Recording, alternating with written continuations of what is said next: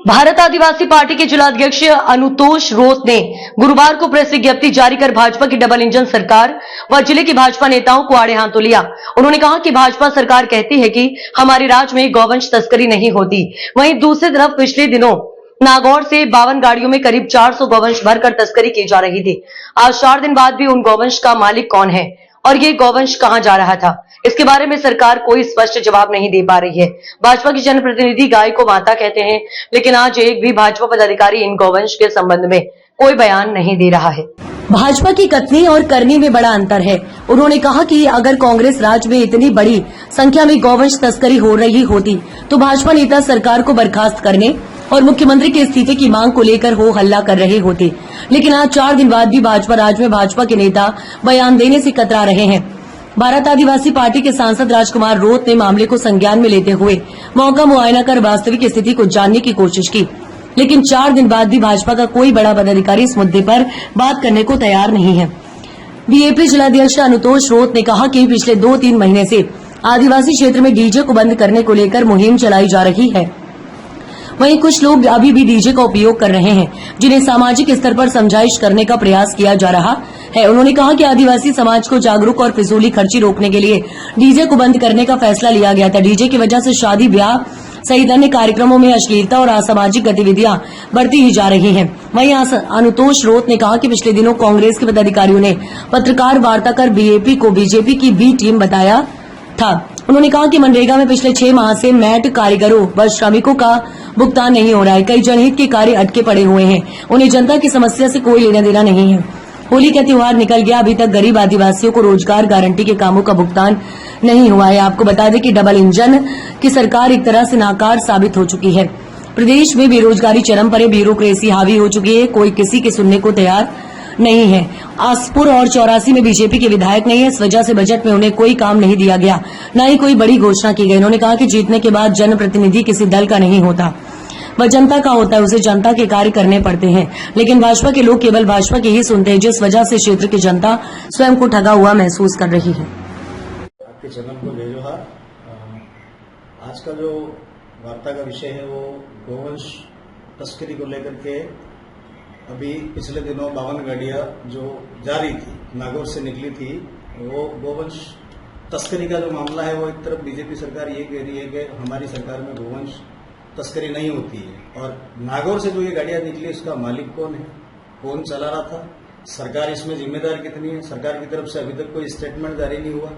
आए दिन इनके जो जनप्रतिनिधि हैं वो विरोध तो कर लेते हैं हर चीजों का, गाय हमारी माता ऐसा कह देते हैं, लेकिन हमको ऐसा लगता है कि ये सिर्फ कहना, कथनी और करने में इनका बहुत रात दिन का अंतर है।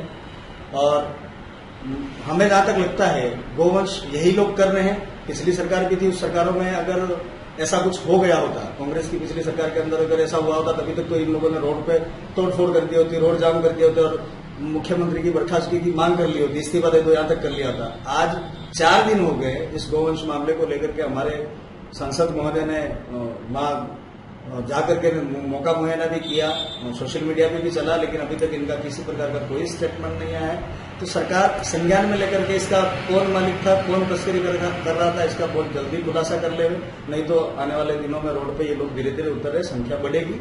इसी के साथ में डीजे को लेकर के पिछले 2-3 महीनों से मुहिम चल रही है समाज के तौर पे, सामाजिक लेवल पे एक डीजे को लेकर के जो मामला चला, उस मामले को लेकर के लगभग सभी जगह हमने 2 दिन पहले शादी का एक माहौल था, 14 तारीख को लगभग शादियां होंगी, बहुत सारे मुहूर्त थे, शादियां होने वाली थी। उस दिन हमने देखा बहुत सारा प्रभाव पड़ा है, डीजे बंद हुए हैं, लोकल वाद्य यंत्रों के साथ में, शहनाई के साथ में बारातें गई, हमने देखा।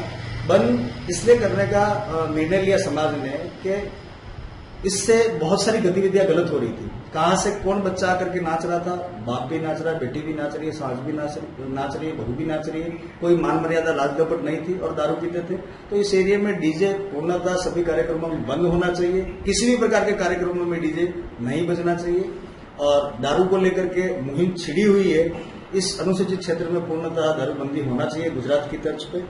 इसी के साथ में थोड़े दिनों पहले कांग्रेस के कुछ पदाधिकारियों ने या कुछ जनप्रतिनिधियों ने हम पे आरोप लगाया था कि बीएपी बीजेपी की बी टीम है। तो मेरा ये सवाल है कि पिछली बार ये जो चुनाव हुए अपने पंचायती राज के, उस पंचायती राज चुनाव में दोनों दलों ने हाथ मिला करके जिला प्रमुख बनाया यहाँ का, प्रधान बनाया यहाँ का। तो ये तो एक दूसरे की गोद में ये खुद बैठते हैं, और जब इनकी दाल नहीं गलती है, जब विरोध में जाते हैं, तब ये लोग विरोध करके हमको उसकी टीम उसकी टीम, पहले बीजेपी हम पे आरोप लगाती थी, ये कांग्रेस की भी टीम है, अब बीजेपी हम पे आरोप लगा रही है सरकार में आने के बाद में कि ये तो, अरे कांग्रेस अभी हम पे आरोप लगा रही है कि ये बीजेपी की टीम है। जब कांग्रेस सत्ता में थी तो बीजेपी वाले हम पे आरोप लगा रहे थे। तो इनके मिलीजुली भगत है, ये लोग हमको इस तरीके के करके यहाँ लोगों को भ्रमित करना चाहते हैं। लोग इस भ्रम में नहीं है, आज लोग समझदार हो गए, जनता समझदार हो चुकी है। इसी के साथ में मैं कहना चाहूंगा, अभी भाजपा की डबल इंजन की सरकार है, तो आज हम लोग ये सोच रहे हैं कि दोनों तरफ एक ही दल है, और एक ही दल का तालमेल बहुत अच्छा होता है, ऐसा हम लोग मानते हैं, और होना भी चाहिए। दल मुख्यमंत्री हमारा बीजेपी का है, नरेंद्र मोदी यहाँ इस देश के प्रधानमंत्री और सबके प्रधानमंत्री, भजनलाल जी मुख्यमंत्री सबके हैं। तो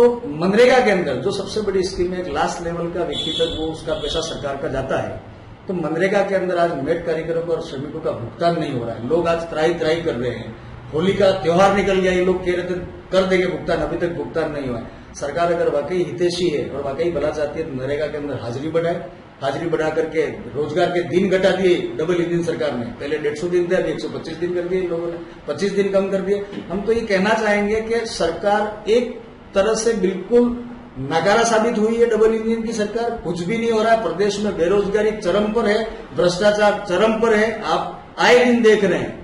ब्यूरोक्रेसी इतनी हावी हो गई, कोई किसी की सुनने के लिए तैयार नहीं, और लोकतंत्र तो खत्म हो गया है।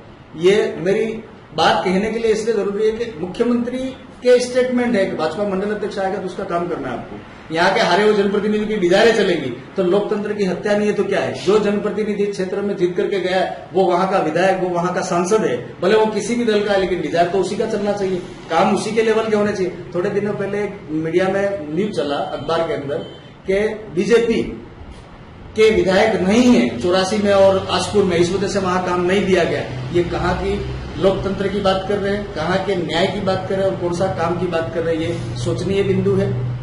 ये इन्हीं बातों को लेकर के आज का प्रेस नोट है, वार्ता है हमारी, और हम कहना चाहेंगे कि आने वाले समय में ये लोग थोड़ा सा ध्यान देवे अनुसूचित क्षेत्र को लेकर के, इस एरिया को लेकर के। जनप्रतिनिधि जीतने के बाद में वो आम जनता का हो जाता है, वो किसी दल का नहीं होता है। धन्यवाद, जय जवाहर। खबरें जो आपको जोड़ती हैं सीधे हमसे, जिनका आपकी जिंदगी पर होता है सीधा असर, खबरों की वही तस्वीर, बिना बदले बिना डरे।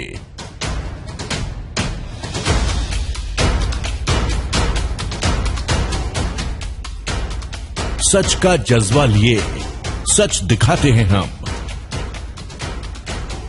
आपकी आवाज के साथ TNI आवाज।